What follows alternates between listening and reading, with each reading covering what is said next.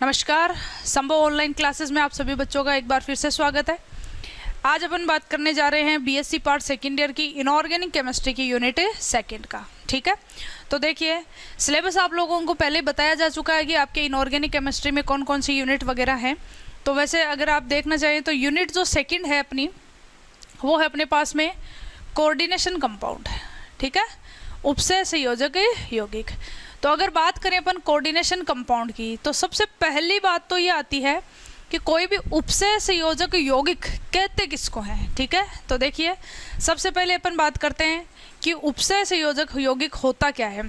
तो देखिए उपसय संयोजक यौगिक का मतलब है कि ऐसा यौगिक जिसके अंदर, ठीक है, धातु और कोई भी स्पीसीज जो है, स्पीसीज का मतलब है जो भी इसको इलेक्ट्रॉन देगी, यानी ये धनायन भी हो सकती है, ऋणायन भी हो सकती है, और या फिर ये कैसी हो सकती है, उदासीन भी हो सकती है, कोई फर्क नहीं पड़ता।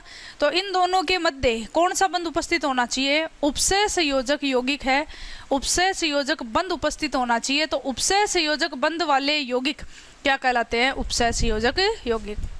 तो ऐसे यौगिक जिनमें कौन से बंध पाए जाते हैं, उपसय संयोजक बंध। अब मैं आपको सिंपल सा बता देती हूँ उपसय संयोजक बंध क्या होते हैं।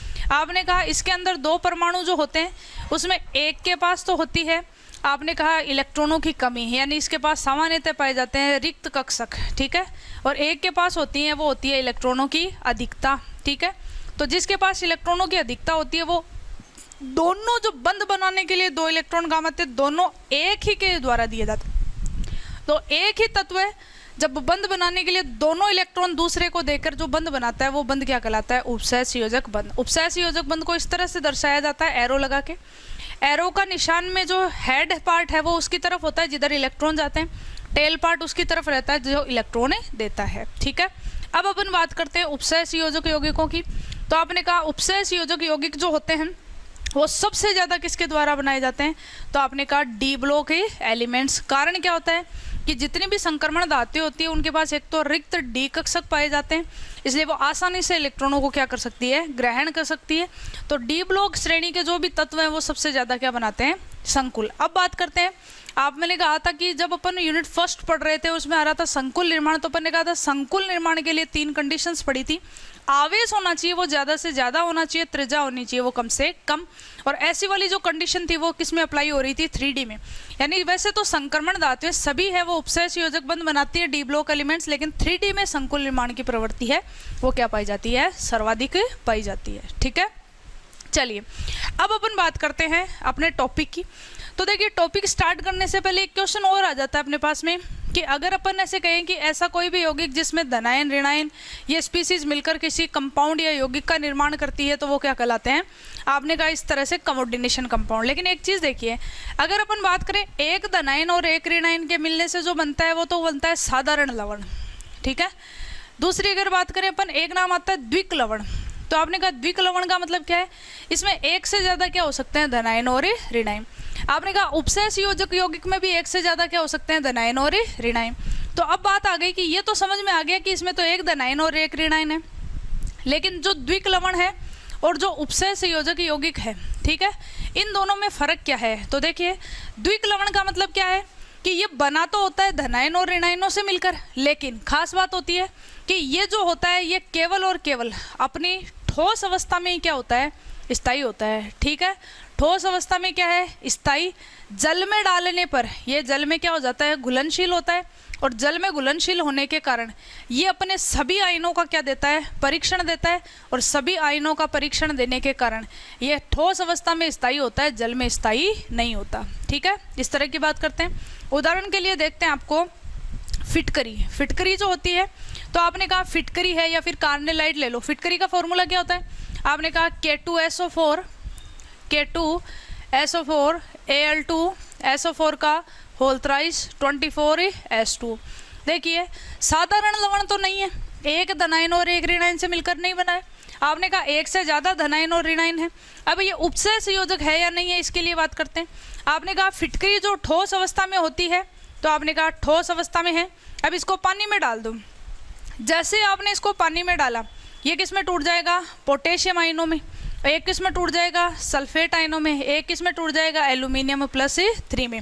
तो अपने सभी आयनों का परीक्षण दे रही है और जल में क्या हो गई, अपनी ठोस अवस्था में के अलावा स्थायित्व को इसने खो दिया, यानी ये जो है ये क्या कहलाता है, द्विक्लवण कहलाता है। ठीक है, अब बात करते हैं उपसय संयोजक यौगिक की। देखिए उपसय संयोजक यौगिक की अगर अपन बात करेंगे तो अपने कहा कि उपसय संयोजक यौगिक और द्विक्लवण में फर्क यही है कि इनमें भी धनायन है वो एक, धनायन और ऋणायन वो एक से ज़्यादा होंगे। लेकिन जैसे कोई कोऑर्डिनेशन कंपाउंड दे दिया आपको, ठीक है, आपको दे दे ये कोबाल्ट, ये दे दे H2O6 और ये Cl3, ठीक है, इसमें भी एक से ज़्यादा क्या हो सकते हैं, धनायन और ऋणायन है। लेकिन द्विक्लवण सिर्फ ठोस अवस्था में स्थायी था। उपसय संयोजक यौगिक जो होता है वो क्या कहते हैं, ठोस अवस्था और के साथ साथ अपनी जलीय या विलयन अवस्था में भी क्या होता है, स्थायी होता है। तो ये हमेशा क्या होता है, ठोस और विलयन दोनों में क्या होता है, स्थायी। अगर आप इसको पानी में डालोगे तो ये अपने सभी आयनों का परीक्षण नहीं देता, तो आयनों का जो परीक्षण है वो नहीं मिलेगा, सभी आयनों का परीक्षण नहीं देगा। दूसरी चीज़, अब एक चीज़ देखिए, उपसय संयोजक यौगिक के अंदर ये जो ब्रैकेट के अंदर लिख दिया है इसका कभी भी वापस से आयनन नहीं होता। अगर आप इसको पानी में डालोगे तो आपको सिर्फ और सिर्फ कौन से आयन मिलेंगे, यहाँ पे क्लोराइड आयन मिलेंगे। यानी द्विक्लवण और उपसय संयोजक यौगिक के अंदर फर्क क्या है कि दोनों में एक से ज़्यादा धनायन और ऋणायन हो सकते हैं, पहली बात। दूसरी बात, द्विक्लवण होते हैं वो केवल और केवल कौन सी अवस्था में स्थायी होते हैं, ठोस में। उपसय संयोजक यौगिक होते हैं वो ठोस और विलयन दोनों अवस्था में क्या होते हैं, स्थायी। द्विक्लवण होते हैं वो सभी आयनों का क्या देते हैं, परीक्षण देते हैं, ये अपने सभी आयनों का परीक्षण नहीं देते हैं। ठीक है, चलिए, तो आपने कहा द्विक्लवण और कोऑर्डिनेशन कंपाउंड में फ़र्क ये है कि एक तो इसके अंदर सभी आयनों का परीक्षण नहीं मिलता और दूसरा ये अपनी ठोस के साथ साथ विलयन अवस्था में भी क्या होंगे, स्थायी। तो कहीं पे भी आपको द्विक्लवण और उपसय संयोजक यौगिक हैं इसके अंदर कंफ्यूज नहीं होना है। अब द्विक्लवण अपने सिलेबस में नहीं है, अपने सिलेबस में जो है वो है उपसय संयोजक यौगिक। ठीक है, तो अब अपना जो टॉपिक है वो स्टार्ट होता है जिसमें अपन बात करेंगे कोऑर्डिनेशन कंपाउंड की। तो देखिए कोऑर्डिनेशन कंपाउंड जब अपन को पढ़ना है तो अपन कहते हैं कि इसमें कुछ परिभाषाएं हैं उनको अपन समझ लेते हैं। तो देखिए सबसे पहले आती हैं कुछ परिभाषाएं। सबसे पहला आपको कह दिया जाए कि उपसय संयोजक संकुल, उपसय संयोजक संकुल किसको कहते हैं। तो देखिए आपने कहा कि कोई भी जो द्विक्लवण है उसको नॉर्मली ऐसे लिख सकते हैं धनायन और ऋणायनों के रूप में, लेकिन कोऑर्डिनेशन जो कंपाउंड होता है उसको एक फिक्स तरीका होता है, उसी से लिखा जाता है। कैसे, आपने जब ये एक एग्जाम्पल लिखा था कोबाल्ट H2O6 और Cl3, ठीक है, तो आपने इसमें कहा कि ये जो ब्रैकेट के अंदर जो भी संख्या लिखी होती है या ब्रैकेट के अंदर जो भी मान लिखा होता है, संख्या क्या सूत्र लिखा हुआ होता है, वो क्या कहलाता है, आपका उपसय संयोजक संकुल कहलाता है। अगर आपने इसको बिना ब्रैकेट के लिख दिया तो अब ये उपसय संयोजक संकुल नहीं है। तो अपन क्या कहेंगे, बड़े कोष्टक के अंदर, ध्यान रखेंगे कोष्टक हमेशा बड़ा ही होना चाहिए, बड़े कोष्टक के अंदर जो भी आपका सूत्र लिखते हैं वो बड़े ब्रैकेट के अंदर जो भी है उसको क्या बोला जाता है, उपसय संयोजक संकुल बोला जाता है। ठीक है, दूसरी बात करते हैं, आपने कहा एक नाम आता है समन्वय संख्या। समन्वय संख्या ये बहुत इंपॉर्टेंट है, अभी इसके बताएंगे इंपॉर्टेंट क्यों है। इसको बोला जाता है कोऑर्डिनेशन नंबर। देखिए समन्वय संख्या, समन्वय संख्या का मतलब है कि कोई भी धातु होती है, ये धातु हो गई, इसके साथ में यहाँ पे जो भी स्पीसीज जुड़ी होती है, अभी आपको बताएंगे तीसरी परिभाषा कि जिसके अंदर देखिए एक नाम आ जाता है तीसरी परिभाषा में केंद्रीय धातु परमाणु। केंद्रीय धातु परमाणु, केंद्रीय धातु परमाणु का मतलब क्या है, इस संकुल में लिखते समय जो ये धातु होती है इसी को क्या बोला जाता है, केंद्रीय धातु परमाणु। ठीक है, नेक्स्ट अगर बात करें फोर्थ की तो नाम आता है लिगेंड। देखिए लिगेंड का मतलब क्या है, धातु के पास हमेशा रिक्त कक्षक होंगे, तो ऐसी स्पीसीज जुड़ी होगी, ये धनायन हो सकती है, ऋणायन हो सकती है, उदासीन हो सकती है, कोई फर्क नहीं पड़ेगा। आपने कहा ऐसी स्पीसीज जो होगी वो धातु को इलेक्ट्रॉन देगी, इलेक्ट्रॉन देगी तो कोऑर्डिनेशन बॉन्ड बनाना है, तो आपने कहा उपसय संयोजक बंध बनाएगी। कितने उपसय संयोजक बंध बनते हैं उनकी जो संख्या होती है वो क्या कहलाती है, समन्वय संख्या। तो आपने कहा यहाँ पे समन्वय संख्या का मतलब है उपसय संयोजक बंधों की संख्या। तो आपको लिख सकते हैं आपको उपसय संयोजक बंधों की संख्या। ठीक है, तो आप इसको इस तरह से लिख सकते हैं या फिर ऐसे लिख सकते हैं कि धातु और लिगेंड के मध्य कितने बंध पाए जाते हैं, उनकी जो संख्या है वो क्या कहलाती है, आपकी समन्वय संख्या कहलाती है। ठीक है, तो ये 4 परिभाषाएं हैं। आपने कहा संकुल के क्या मतलब क्या है, तो आपने कहा बड़े ब्रैकेट के अंदर जो भी लिखा होता है वो क्या कहलाता है, संकुल। जिसमें धातु होती है उसको नाम दिया जाता है केंद्रीय धातु परमाणु। जो इसके साथ स्पीशीज जुड़ी होती है, जो इसको इलेक्ट्रॉन देती है, वो क्या कहलाती है, लिगेंड कहलाती है। कितने लिगेंड धातु के साथ में जुड़ते हैं वो क्या कहलाती है, इसकी समन्वय संख्या कहलाती है। अब जैसे यहाँ पे अगर बात करें तो यहाँ पे इस संकुल के लिए कोऑर्डिनेशन नंबर है वो कितना हो गया, 6 हो गया। ठीक है, दूसरा कोई उदाहरण दे दे आपको, जैसे प्लेटिनम Cl4-2, आपको कह दे ये संकुल है, आपने कहा इसमें 4 जुड़े हुए हैं, तो यहाँ पे ये जो समन्वय संख्या है ये कितनी हो जाती है, 4 हो जाती है। 5, 6 कुछ भी हो सकती है। जैसे एक एग्जांपल और ले लेते हैं, आपको दे दे FeCO5, अब आपको कह दे यहाँ पे कितने हैं, तो आपने कहा यहाँ पे संख्या कितनी है, 5, तो इसकी समन्वय संख्या है वो कितनी हो गई, तो आपने कहा 5 हो गई। ठीक है, तो समन्वय संख्या कितनी भी हो सकती है। अब अपन बात करते हैं वापस से संकुल की। आपने कहा बड़े ब्रैकेट के अंदर जो भी लिखा है वो क्या है, संकुल। ठीक है, अब ये संकुल जो है ये क्या हो सकता है, धनावेशित हो सकता है। ठीक है, ये जो संकुल है ये क्या हो सकता है, ऋणावेशित हो सकता है। और ये फिर ये संकुल है ये कैसा हो सकता है, उदासीन। जैसे अगर अपन ने बात की कि इस संकुल में देखिए, आपको पता है केमिस्ट्री में पहले धन आयन लिखते हैं बाद में ऋण आयन, ये पहले लिखा हुआ है, या फिर इसको ऐसे लिख दो, कोबाल्ट H2O6 और ब्रैकेट +3। तो देखो इस जो संकुल है इस पे चार्ज कौन सा है, +3। इसका मतलब संकुल पे चार्ज कैसा है, धनायन, धनावेश है, यानी संकुल जो है वो धनावेशित हो सकता है। दूसरी अगर अपन बात करें तो आपने कहा ये ऋणावेशित भी हो सकता है, ऐसा कोई ज़रूरी नहीं है कि ये ऋणावेशित नहीं होगा। जैसे अगर आपको ये कह दे कि ये दे दिया प्लेटिनम Cl4-2, ठीक है, या फिर आपको ये दे दे ऐसे K2 लगा के दे दे यहाँ पे, तो आपने कहा या तो K2 दे दे या सीधा सीधा लिख दे इस पे चार्ज कौन सा है, -2, तो माइनस लगा दिया तो भी कोई दिक्कत नहीं है। बड़े ब्रैकेट के अंदर है तो संकुल है, चाहे चार्ज उस पर पॉजिटिव है चाहे चार्ज उस पर नेगेटिव है।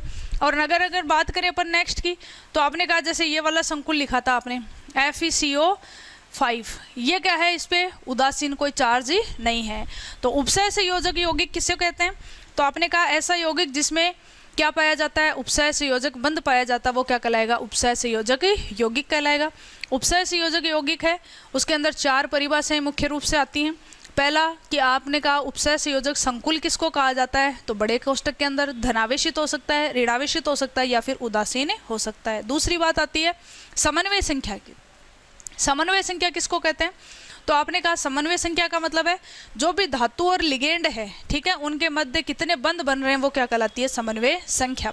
धातु को क्या बोला जाता है, केंद्रीय धातु परमाणु, और जो इलेक्ट्रॉन देता है उसको क्या कहा जाता है, लिगेंड। ठीक है, अब मैंने आपको जब पढ़ाया था तो स्टार्ट किया था तो मैंने बताया था कि ये समन्वय संख्या है ये क्या है, सबसे इंपॉर्टेंट है। क्यों इंपॉर्टेंट है उसका कारण देखिए।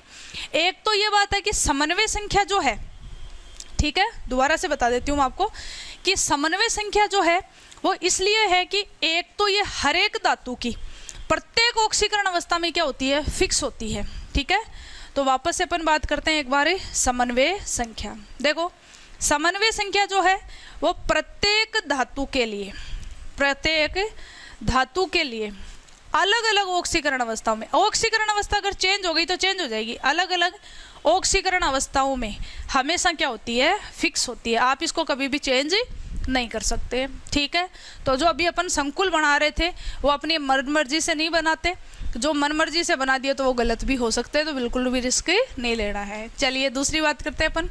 एक तो हो गई फिक्स, दूसरा जो समन्वय संख्या यानी कोऑर्डिनेशन नंबर होता है उसी से डिसाइड होती है कि संकुल है उसकी ज्यामिति क्या होगी। वेरी इंपॉर्टेंट है, फिक्स होती है और संकुल की जो ज्यामिति है वो हमेशा निर्धारित होती है किससे, समन्वय संख्या से। ठीक है, अब समन्वय संख्या के आधार पर निकाला जाता है संकरण, संकरण से दी जाती है ज्यामिति। ऐसे तो बहुत सारे हैं लेकिन अपने जो सिलेबस में है उनकी अपन बात कर लेते हैं। एक तो है अपने पास में कोऑर्डिनेशन नंबर 4।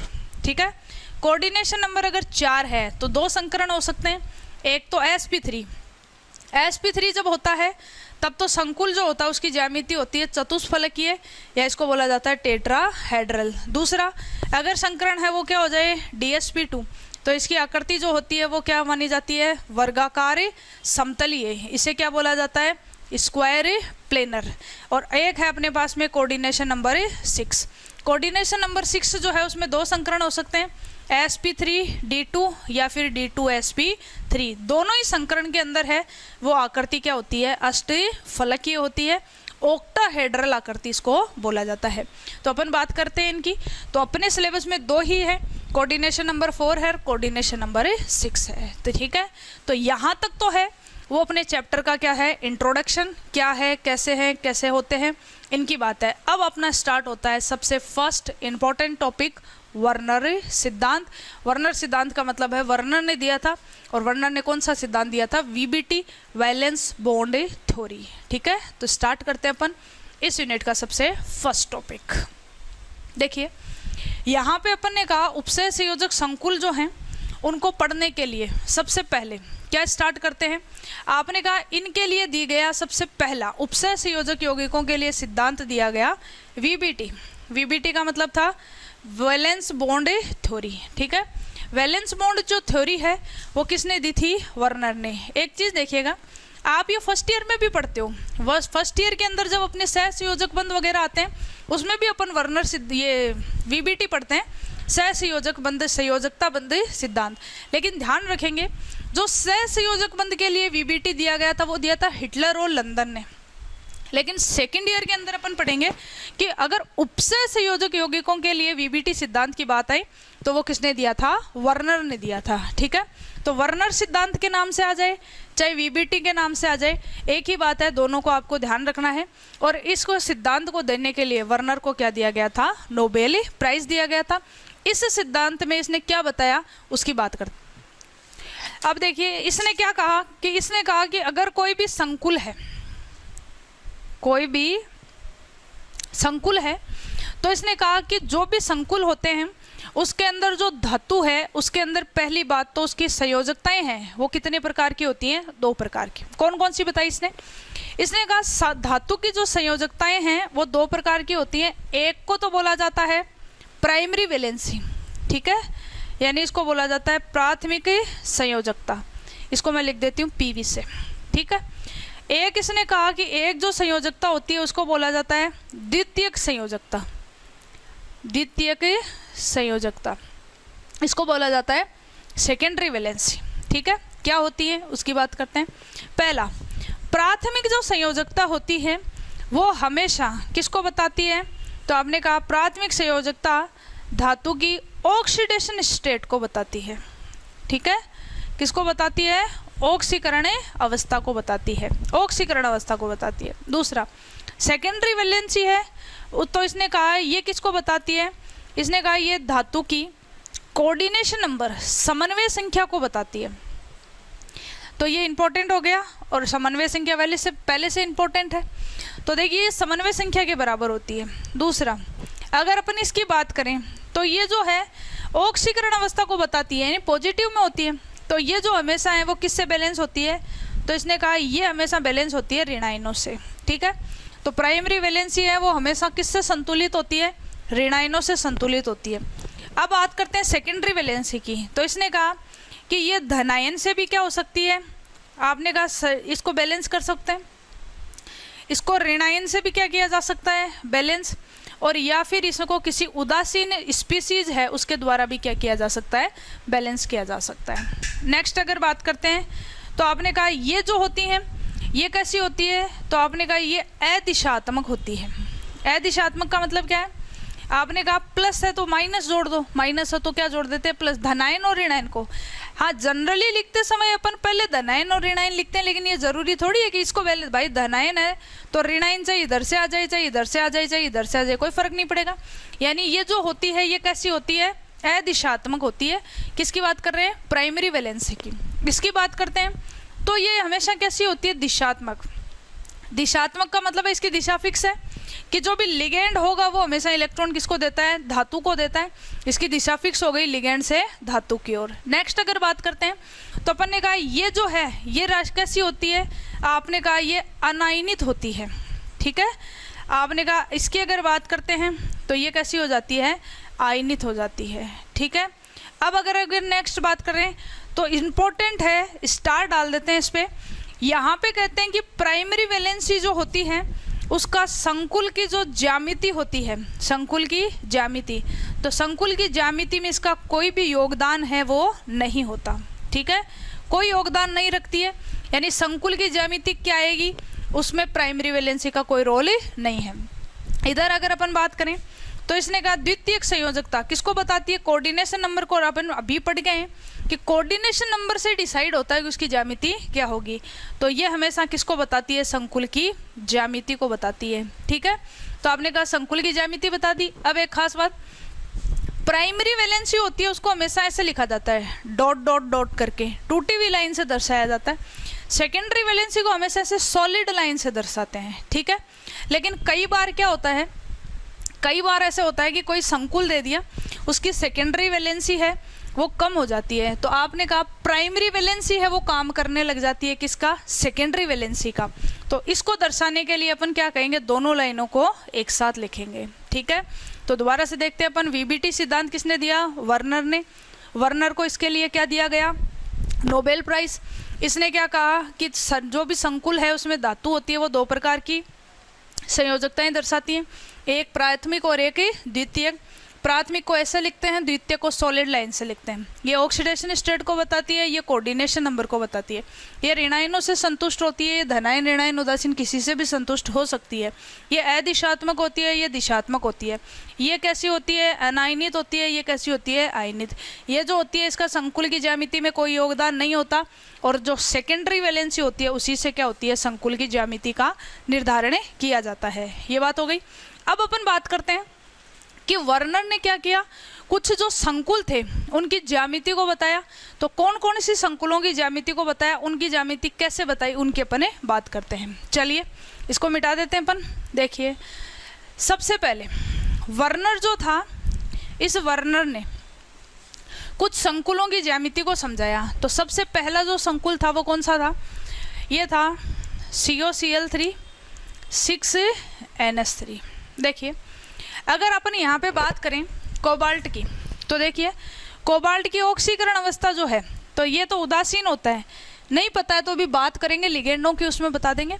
ये उदासीन होता है, इस पर कौन सा चार्ज होता है, -3। निकालते कैसे हैं, x, इसमें -1 3 है तो -3 बराबर 0, x बराबर कितनी आ जाती है, 3। यानी यहाँ पे जो कोबाल्ट है वो कौन सी ऑक्सीकरण अवस्था में है, +3।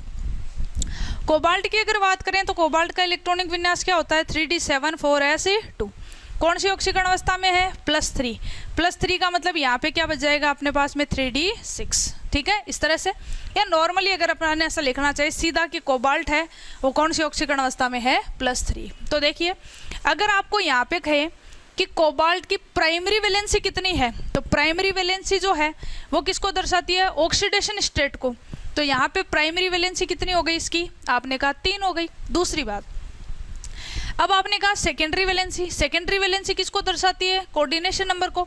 तो कोऑर्डिनेशन नंबर तो पहले से फिक्स है कि +3 जब होती है तो कोऑर्डिनेशन नंबर कितना आता है, 6। ये कैसे पता, पहले से पता है। कैसे कि धातु की प्रत्येक ऑक्सीकरण अवस्था में पहले से मान क्या होता है, इसका निर्धारित होता है, तो ये आपको याद रखना पड़ेगा। अब देखिए प्राइमरी वैलेंसी और सेकेंडरी वैलेंसी अपने पास ही आ गई। अब देखिए सेकेंडरी वैलेंसी जब 6 है तो संकरण कौन सा होगा, आपने कहा sp3d2। sp3d2 जब होता है तो इसकी आकृति क्या आती है, ऑक्टाहेड्रल या अष्टफलकीय, ठीक है।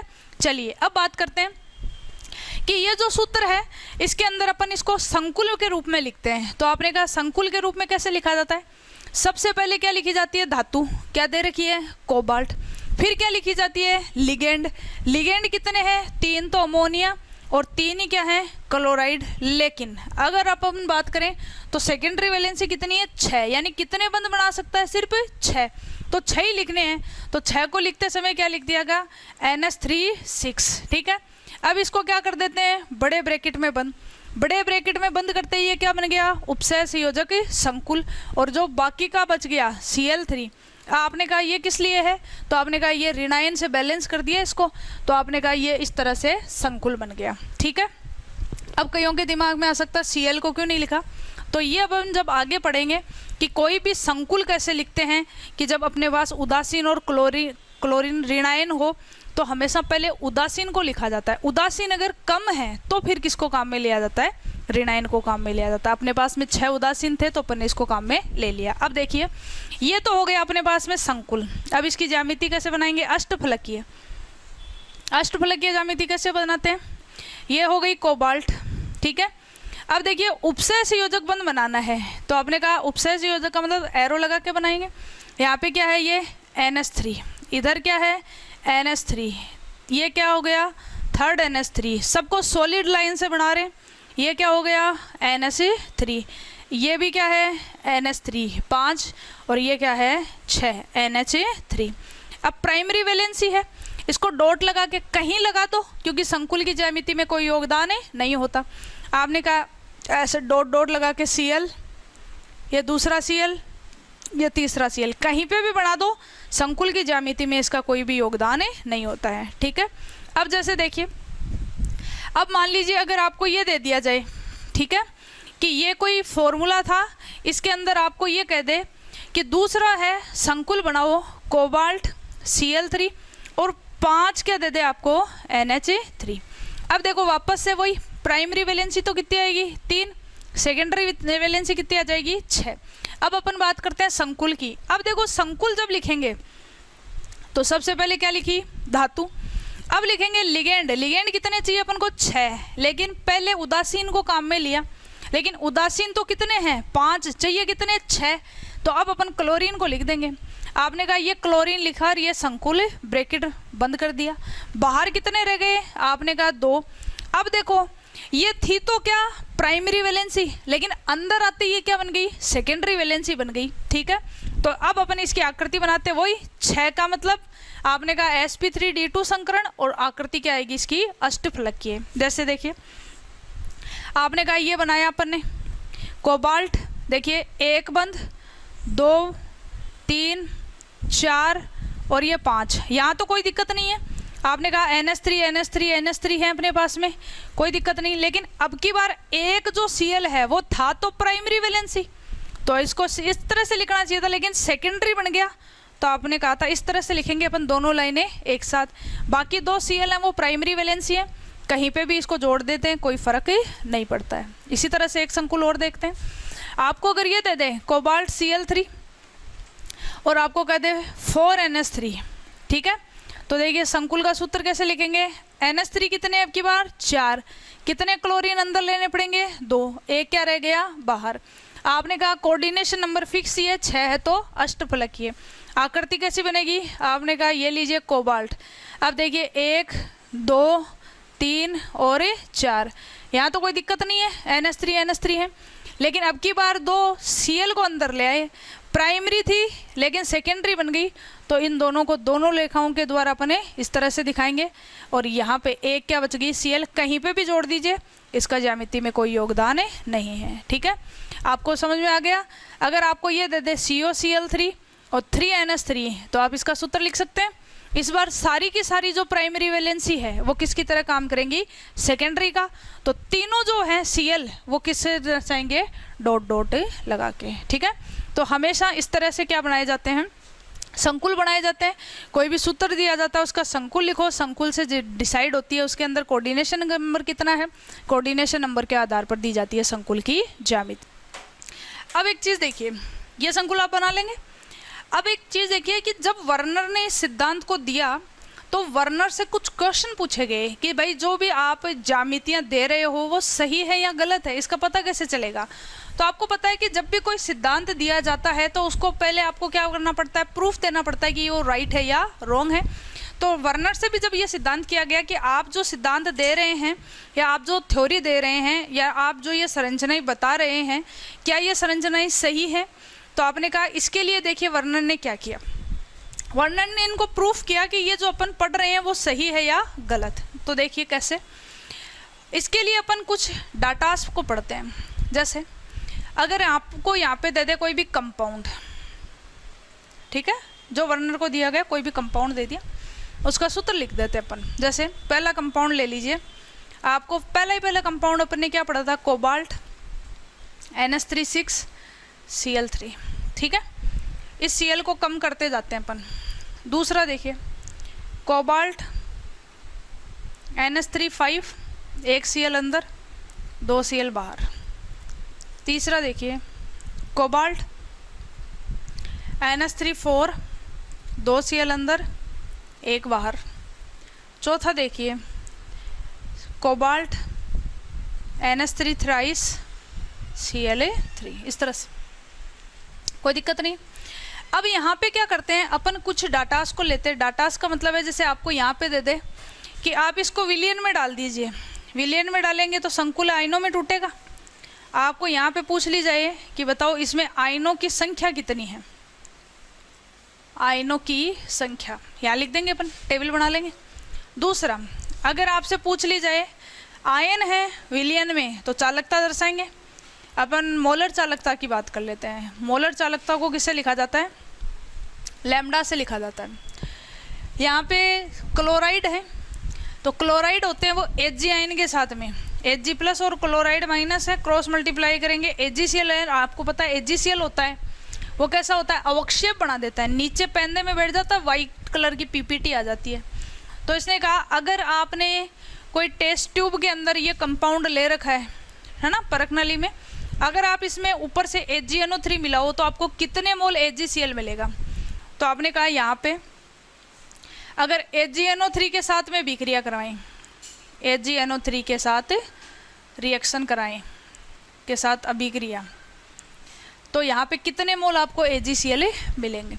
ठीक है, अब NH3 दे रखी है, NH3 होती है क्षार। जब आपको 5th यूनिट पढ़ाएंगे तब पढ़ाएंगे अम्ल क्षार। वैसे आपको पता होगा कि अम्ल है वो क्षार है, वो आपस में विक्रिया करते हैं, किसका निर्माण कर देते हैं, लवण का निर्माण कर देते हैं। तो देखिए यहाँ पे आपको कह दे HCl या फिर H2SO4 के साथ अभिक्रिया। ठीक है, आपको ये रिएक्शन दे दे, अम्ल क्षार की विक्रिया कराने पर क्या बनना चाहिए, लवण बनना चाहिए। ये 4 प्रैक्टिकल करते हैं अपन। देखिए अगर आपको इसको जैसे ही आपने विलियन में डाला तो अभी अपन ने स्टार्टिंग में पढ़ा कि अगर एक बार अपन ने कोई बड़ा ब्रैकेट लगा के और कुछ भी लिख दिया वो हो गया उपसय संयोजक संकुल, और संकुल के अंदर चाहे जो भी धनायन है ऋणायन है वो कभी भी विलियन में नहीं आएंगे। विलियन में हमेशा कौन आएगा, जो संकुल के क्या है, बाहर है। तो जैसे देखिए आपने कहा इसको अपन कॉम्प्लेक्स को पानी में डालेंगे तो ये जो बड़ा ब्रैकेट है इसके अंदर जो भी है वो टूटेगा नहीं। ठीक है, आपने कहा सिर्फ ये इस पे टूट जाएगा। तो आपने कहा ये कैसे टूटेगा, एक मैं बना के दिखा देती हूँ आपको। जैसे आपने कहा ये है NH3 6 और ये Cla3, इस तरह से आपने कहा इसको पानी में डालो तो ये किस में टूटेगा, ये कहा CO NH3 6। अब देखिए यहाँ पे जो लिखा होता है वो इसका चार्ज होता है, तो आपने कहा पहले धनायन लिखते हैं इसलिए इसका चार्ज किस में लिखेंगे, प्लस में, +3 हो गया। दूसरा अब अपन क्या लिखेंगे, क्लोराइड माइनस, कितने क्लोराइड है, 3, तो आपने कहा ये 3 क्या हो गए, क्लोराइड, ऐसे टूटेगा। तो आपने इसको जब इसे पानी में डाला तो देखो टोटल आयनों की संख्या कितनी हो गई, 4। तो आपने कहा आयनों की संख्या कितनी मिलेगी अपन को, 4। यहाँ पे अगर बात करें तो 2 तो ये, 1 कॉम्प्लेक्स, आयनों की संख्या कितनी हो गई, आपने कहा 3। नेक्स्ट अगर बात करें तो आपने कहा ये कितनी हो गई, 1, और ये कितनी हो गई, 2। अगर इसकी बात करें तो इसके बाहर तो कुछ है नहीं, ठीक है, तो ये टूटेगा नहीं। अब बात करते हैं अपन, तो आपने कहा कि देखिए मोलर चालकता को लिखते हैं लैम्डा से। चालकता जो होती है वो हमेशा डिपेंड करती है किस पर, आयनों की संख्या पर। अब देखो आयनों की संख्या, आप बताइए सबसे ज़्यादा आयन कहाँ पे है, यहाँ पे है। तो आपने कहा अगर मैं ऐसे लिख दूँ ऊपर से नीचे जा रहे हैं इधर से इधर, ठीक है, तो ऊपर से नीचे जाते हैं तो लगातार आयनों की संख्या क्या हो रही है, घट रही है, घट रही है। तो यहाँ पे लैम्डा का मान भी क्या हो रहा है, घट रहा है, यानी यहाँ पर ऊपर से नीचे जा रहे हैं अपन, ठीक है। तो लैम्डा यानी मोलर चालकता के मान में क्या आ रही है, कमी, यानी मोलर चालकता घट रही है, ठीक है। नेक्स्ट अगर देखिए AgNO3 के साथ में विक्रिया दे दे, तो अब एक रिएक्शन देखो, मैंने आपको कहा AgNO3 रिएक्शन करेगा तो Cl से रिएक्शन करेगा Ag।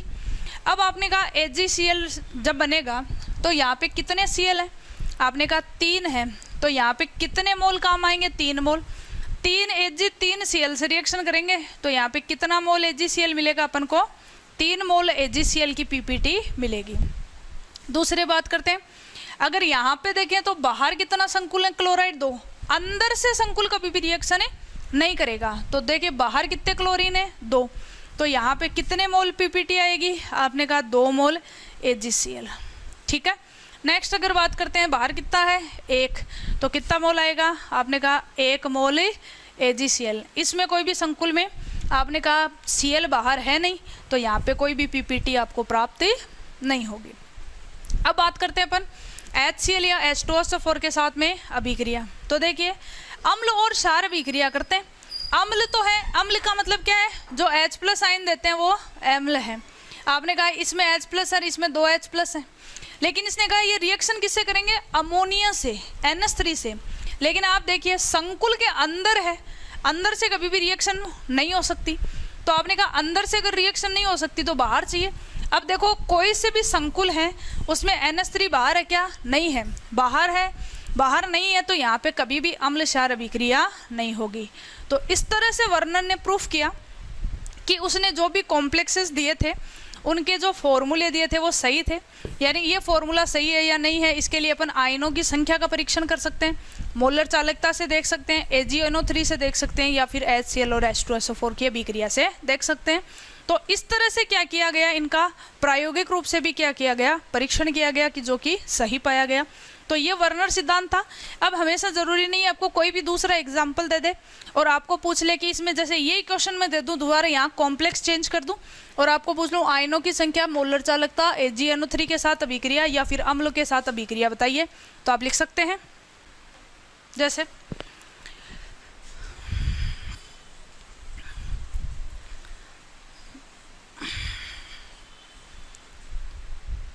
यहाँ पे आपको कंपाउंड दे दे, आपको दे दिया प्लेटिनम